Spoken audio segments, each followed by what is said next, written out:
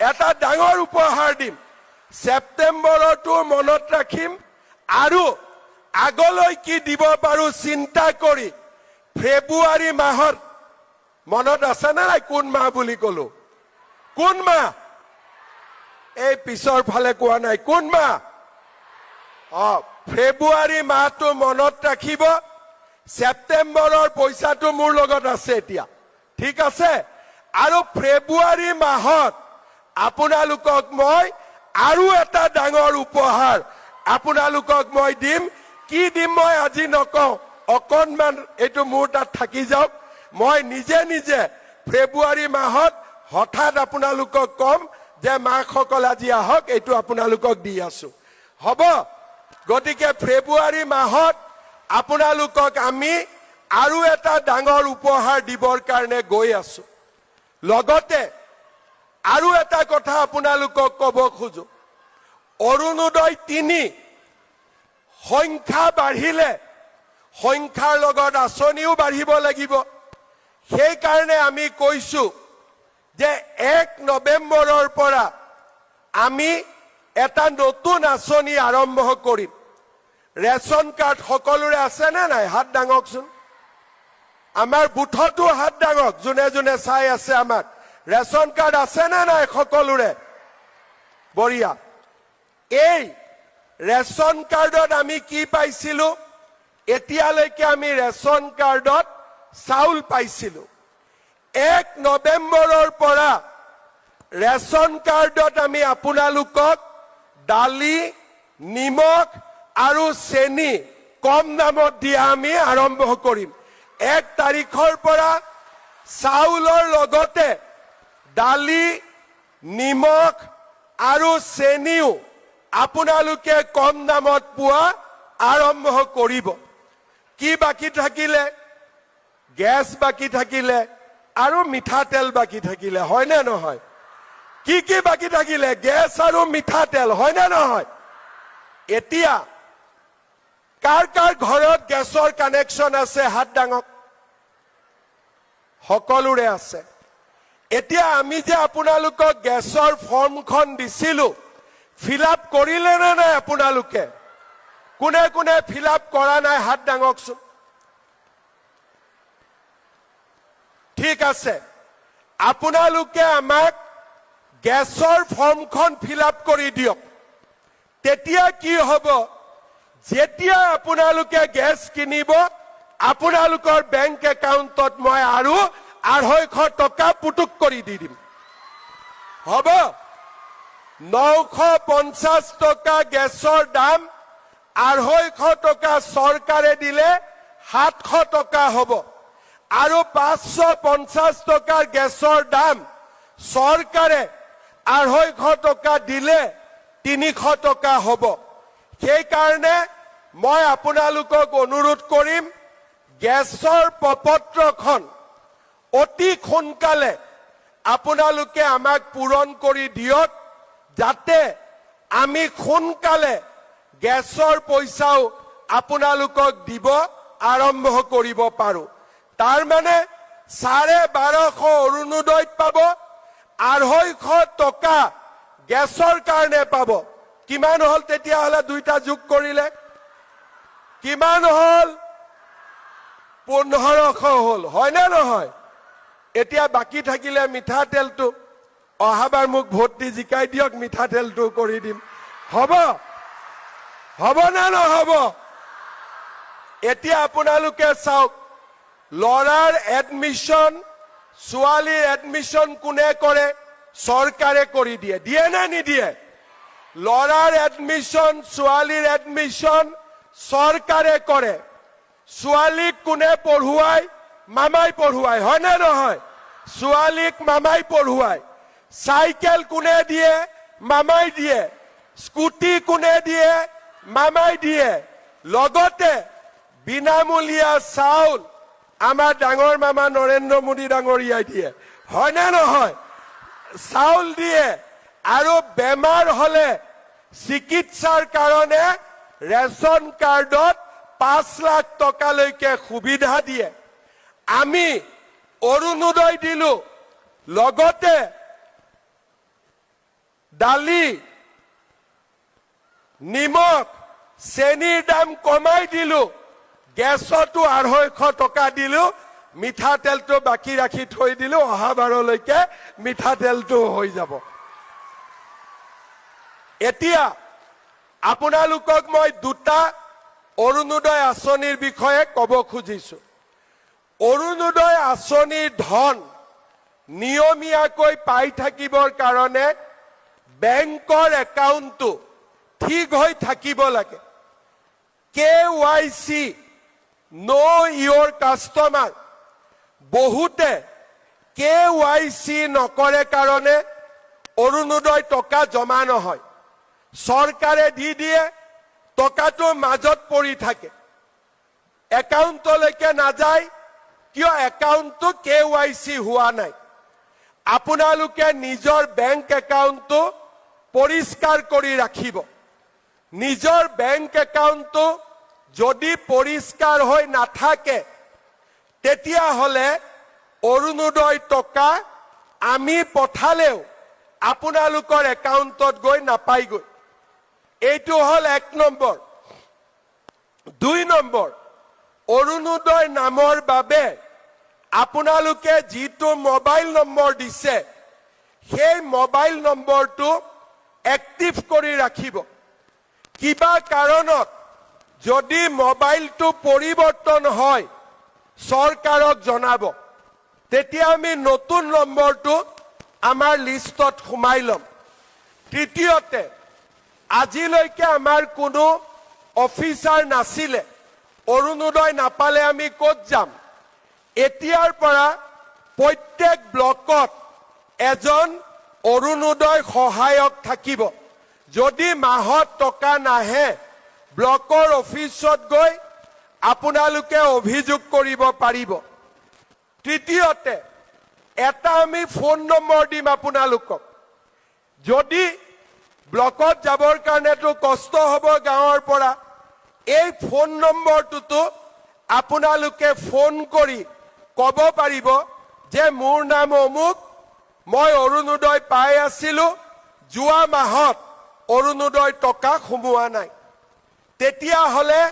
আমি লগে লগে এই অৰুণোদয়ৰ একাউণ্টটো চেক কৰি আপোনালোকক ঠিক কৰি দিম সেই কাৰণে অৰুণোদয় যিটো নম্বৰ আপোনালোকে বাতৰি কাকত বা টিভিত পাব যদি কোনোবা মাহত অৰুণোদয় নাপায় লগে লগে আপোনালোকে আমাক জনাব আৰু এটা মই কথা ক'ব খোজো মানুহ মানে মৰণশীল ধৰি ললো মোৰ মাৰ নামত মোৰ আইতাৰ নামত অৰুণোদয় আছে কিবা কাৰণত আইতাৰ মৃত্যু হল বুৱাৰীয়েতো অৰুণোদয়টো পাব লাগিব কাৰণ একাউণ্টটো আইতাৰ নামতহে আছে এই নম্বৰটোত আপোনালোকে ফোন কৰি দিলে যে মোৰ শাহুমাৰ মৃত্যু হল এতিয়া অৰুণোদয়টো মোৰ নামত দি দিয়ক সেইখিনি কামো আমি আপোনালোকৰ কাৰণে কৰি দিম যাতে পৰিয়ালটো অৰুণোদয়ৰ পৰা বঞ্চিত হৈ থাকিব নালাগে আৰু সবচে ডাঙৰ কথা ফেব্ৰুৱাৰী মাহলৈকে একাউণ্ট ধুনীয়াকৈ ৰাখিব কাৰণ ফেব্ৰুৱাৰীত এটা মৰমৰ উপহাৰ এটা সোমাব গৈ আছে কোন মাহত সোমাব গতিকে ফেব্ৰুৱাৰী মাহলৈকে আপোনালোকে একদম যাতে একাউণ্টটো ধুনীয়া হৈ থাকে আপোনালোকে চাই এই যে মৰম এই যে সন্মান আজি যে আমি তোমালোকক ইয়াক সন্মান দিম এই সন্মানে তোমালোকৰ দায়িত্ব বঢ়াই তুলিব কি দায়িত্ব বঢ়িব আমাৰ নতুন প্ৰজন্মক উঠি অহা ল'ৰা ছোৱালীক আমি ঝুমুৰ শিকাব লাগিব সকলোকে তোমালোকে যেনেকে ইয়াত নাছিলা আপোনালোকে যেনেকৈ নাছিলে তেনেকৈ আমাৰ ভাইটি ভন্টি সকলেও ঝুমুৰ যাতে শিকিব পাৰে নাচিব পাৰে লগতে আমি সকলোৱে আমাৰ ল'ৰা ছোৱালীক আমি ঝুমুৰৰ লগতে আমি বিহু নাচিব শিকাম আৰু আটাইতকৈ ডাঙৰ কথা তেওঁলোকে যাতে কোনো কাৰণতে শিক্ষাৰ পৰা বঞ্চিত নহয় তাৰ বাবে আমি সকলোৱে এজন এজন চৰকাৰৰ প্ৰতিনিধি হিচাপে বাগানত আমি কাম কৰিম আমি বাগানলৈ গৈ আমাৰ ভাইটি ভণ্টিসকল স্কুললৈ যাব চাহৰ লগত আমি বেছি নিমখ নাখাম যাতে আমাৰ দেউতাসকলৰ ব্লাড প্ৰেছাৰ হ'ব নোৱাৰে আৰু আমাৰ সকলোৱে কম বয়সতে আমি বিয়া নহওঁ আৰু আমাৰ সমাজখনক আমি আধুনিক কৰি ডক্টৰ ইঞ্জিনিয়াৰ প্ৰফেচাৰেৰে আমি বাগিচাৰ লাইনবিলাক আমি সজাই পৰাই তুলিম যাতে অসম দেশত আমি অকল চাহ বাগিচাত এটি কলি দুটি পাত উঠাবৰ কাৰণে আমি অহা নাই আমি চাহ বাগিচাত গৈ আমি চাহপাতো তুলিম আৰু লগতে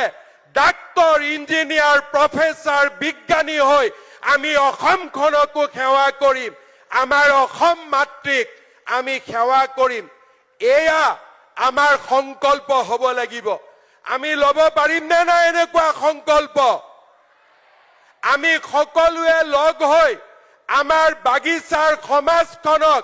আমি আগুৱাই লৈ যাব পাৰিম নে নোৱাৰিম আজি মই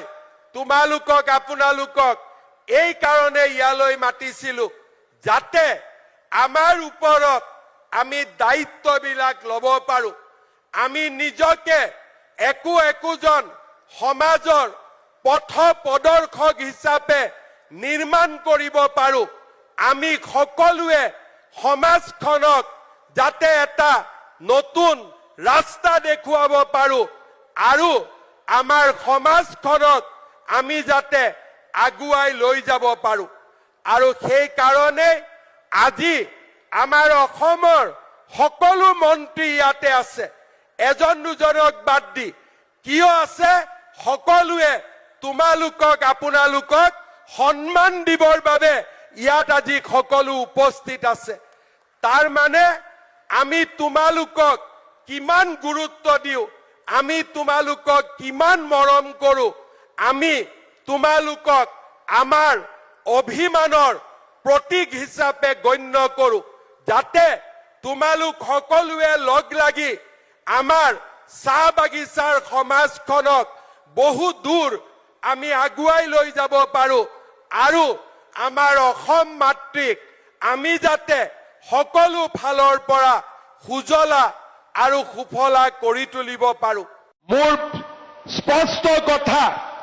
আমি আপোনালোকক প্ৰথম পৰ্যায়ত 10,000 টকা দিম দ্বিতীয় পৰ্যায়ত আমি আপোনালোকক 25,000 টকা দিম আৰু তৃতীয় পৰ্যায়ত আমি আপোনালোকক 50,000 টকাকৈ আমি আপোনালোকক আগবঢ়াম আমি কেনেকৈ পাম 25,000 টকা আমি কেনেকৈ পাম 50,000 টকা আমি কেনেকৈ পাম আজি আমি আপোনালোকক 10,000 টকা দিম আৰু 10,000 টকাটো লৈ আমি সকলোৱে এটা মোবাইল কিনি লম কোনে কোনে কিনিব মোবাইল কোনে কোনে কিনিব হাত ডাঙক মোবাইল আচ্ছা কোনে কোনে নিকিনে হাত ডাঙক এতিয়া আচ্ছা বুজিলো তাৰ মানে আপোনালোকে বুজি পালে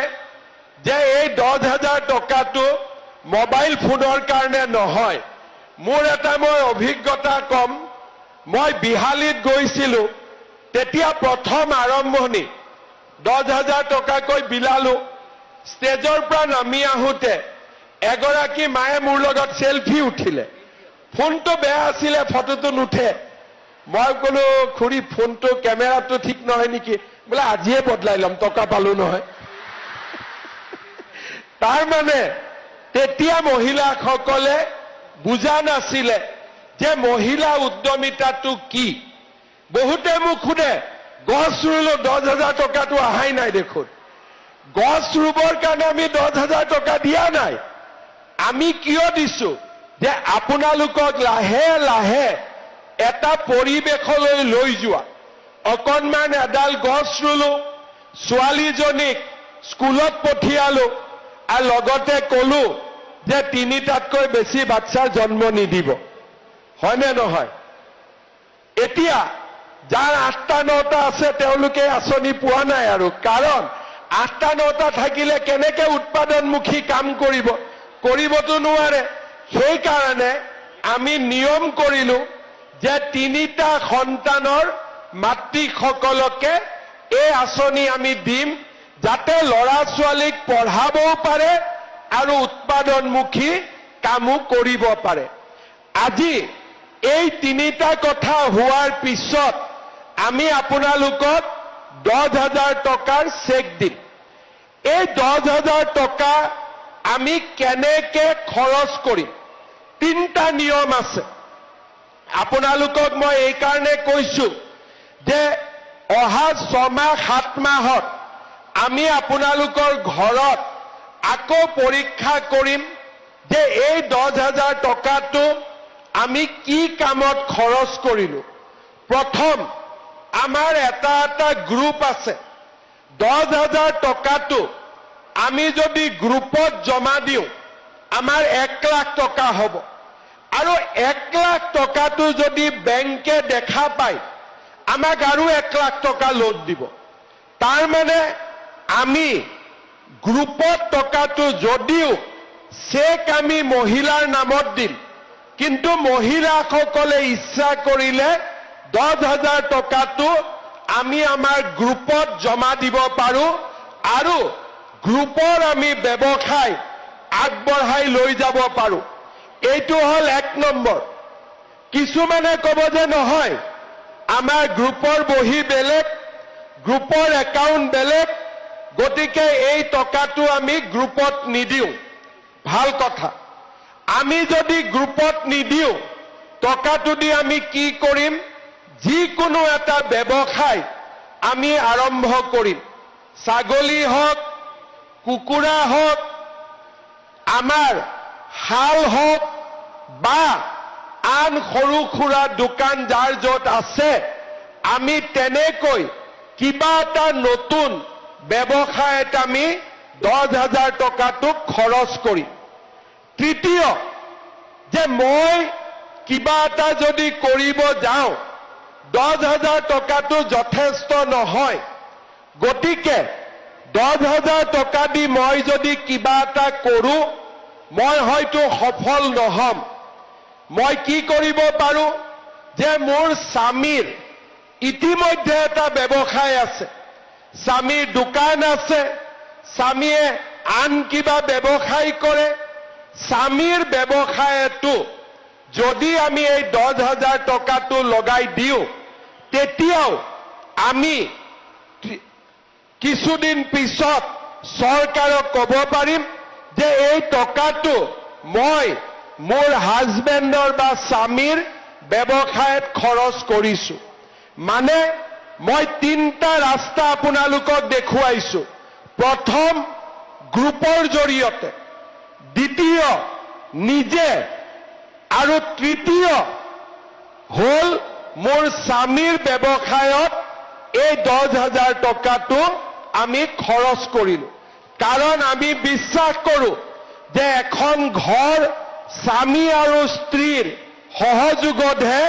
এখন ঘৰ আগবাঢ়ি যাব পাৰে শ্ৰদ্ধাৰ আই মাতৃসকল